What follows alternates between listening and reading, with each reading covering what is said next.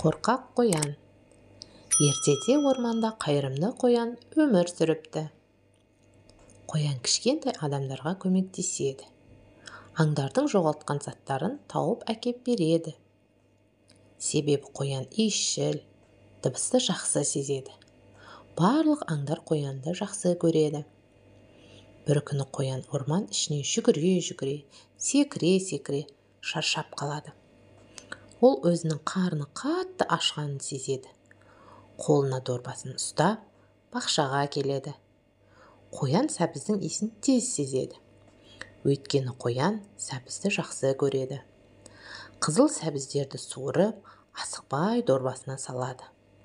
Осы кезде бақшаны суарып жүрген бағбан ата қоянды байқап қалады. Ақырын келіп, қоянның дорбасына 40 қабат салады. Бағбан ата жасырынып қалады. Тықыр еткен дыбысты естіген қоян қорқып кетеді. Жан-жағына қарамайды. Қолына дорбасын алып, орманға қарай қаша жөнеледі. Осы күннен бастап ол қорқақ қоянға айналады.